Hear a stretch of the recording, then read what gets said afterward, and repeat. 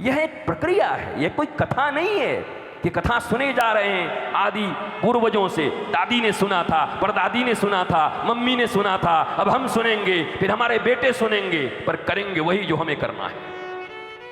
यद्यपि मैं इस बात को मानता हूं कि कथा सुनना भी बहुत बड़ी बात है, क्योंकि सद्वृत्ति के बिना क्या बलदेव की जनसंख्या इतनी ही है? क्या बलदेव में इतने ही लोग रहते हैं? इसलिए निराश मत होइए। एक सीढ़ी तो हम सब चढ़ ही गए हैं। हजारों लाखों लोगों में से आपने कम से कम ये तो निश्चय किया है, और बलदाऊ दाऊ दयाल की इतनी कृपा तो हुई है कि हजारों लाखों लोगों के बीच से हम पांडाल में बैठकर कथा कम से कम सुन रहे हैं। तो पहली कृपा तो हो गई, पहली सीढ़ी तो चढ़ी गए हैं महाराज। अब आगे भी चढ़ेंगे, जब एक सीढ़ी चढ़ गए तो आगे भी चढ़ेंगे। मार्ग सही है तो लक्ष्य भी प्राप्त होगा। अगर सही मार्ग पर निकल पड़े हैं तो लक्ष्य भी मिल जाएगा।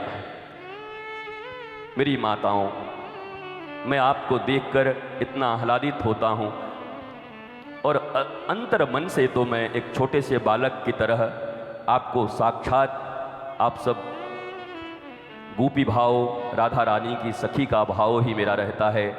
यशोदा भी आप हैं, तो आपका आशीर्वाद भी मुझे मिलते रहता है। पर हर पुत्र ये चाहता है कि अगर मैया उसको प्रेम करती, उसको आशीर्वाद देती है, तो बेटा भी अपना हृदय निकाल के अपनी माँ को समर्पित कर दे। इसीलिए ईमानदारी से जिससे आपके घर में आनंद हो जाए, वही इन 7 दिनों में मैं कहने वाला हूँ। हमारी हर मैया के घर में आनंद हो, कृष्ण का आगमन हो, बलदाऊ का आगमन हो, उनका घर परिवार आनंदित हो जाए।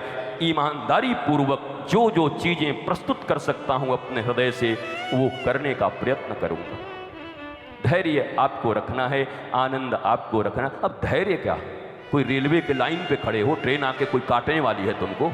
कई लोग कहते हैं वाह वाह, आपने बड़ी धैर्य से कथा सुना, ऐसा लग रहा है फांसी पे लटकाए हुए थे, और आप उसके बाद भी भगत सिंह बने हुए थे देश के लिए कि हम भगत सिंह हैं। हम महाराज, आराम से पंखा चल रहा है, भगवान बलदाऊ के प्रांगण में बैठ करके कोई आ करके भगवत कथा श्रवण करा रहा है, उसमें भी एहसान जताओगे क्या?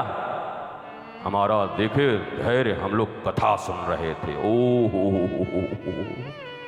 इसमें कौन सा एहसान है?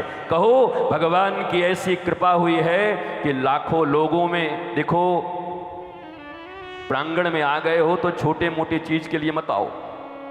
और आप सब जो देख रहे हो देश विदेश में, जहां भी, आपको भी यही कह रहा हूं, बैठे बैठे टीवी चला के जो देख रहे हो, आप भी छोटी मोटी बातों में मत मानो। इतने विराट परमेश्वर के आंगन में हो, इतने विराट परमेश्वर की कथा मंडप में बैठे हुए हो, तो छोटी चीजों से काम न बने। देखो, उपासना कोई कर रहा हो, व्रत कोई कर रहा हो, इससे ये निश्चित नहीं होता कि वो धार्मिक ही होगा। इस संसार में रावण से बड़ा कोई उपासक नहीं था। वेद, वेदांत, सिद्धांत, यज्ञ, हवन रोज ही चलते रहता था लंका में। उपासक तो ऐसा था कि हनुमान जी जब खोजने के लिए गए तो उनको भी एक पल के लिए संदेह हो गया कि यार राम जी को कुछ पहचानने में गड़बड़ हो गई क्या? ये तो बड़ा बढ़िया आदमी है, चारों तरफ यज्ञ चल रहे हैं, आदमी जहाँ तहाँ देखत अगणित योधा, मंदिर मंदिर प्रतिकर सौदा, वहाँ यज्ञ चल रहा है, यहाँ दान हो रहा है, यहाँ पर हमने अभी देखा भोलेनाथ का रुद्राभिषेक चल रहा है, अरे ब्रह्मा जी आए हुए हैं, यहाँ पर आकर के वेद का पाठ चल रहा है, जरूर राम जी को कोई कंफ्यूज कर दिया है। रावण ऐसा नहीं हो सकता। हनुमान जी कंफ्यूज हो गए। उपासना पद्धति देख के तो हनुमान जी भी कंफ्यूज हो गए कि रावण ऐसा हो सकता है, लंका वाले ऐसे हो सकते हैं? लगता नहीं है। उपासक तो थे पर धार्मिक नहीं थे। उपासना करने वाला धार्मिक हो ये जरूरी नहीं है, ध्यान दो।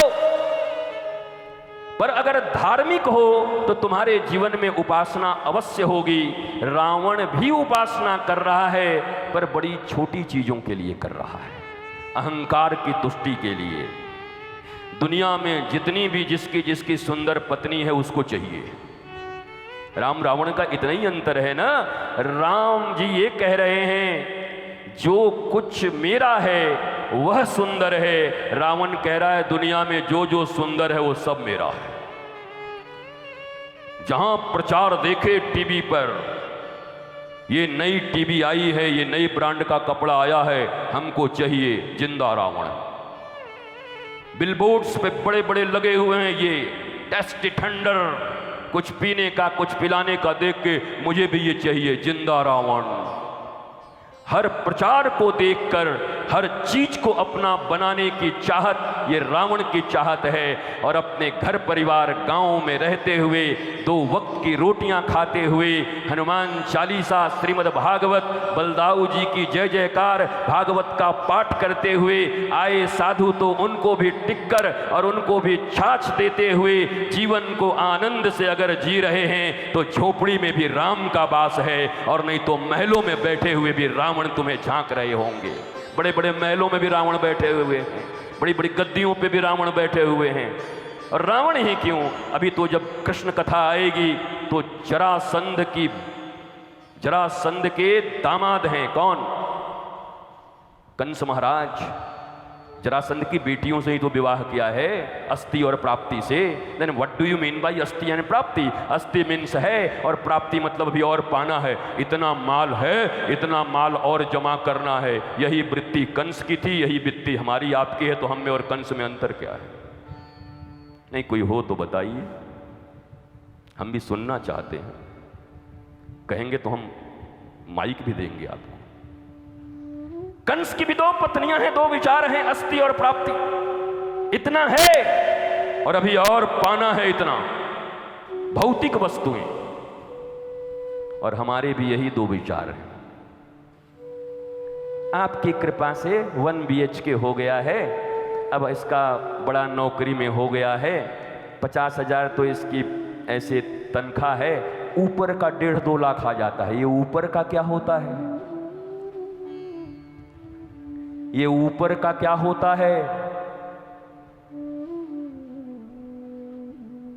जिस घर में बैठकर अपने ही बेटों से हम बात करते हैं कि बेटा समय कम है, बढ़िया से देख करके, सब कोई जब कर रहा है तो तू नहीं करेगा तो क्या होगा?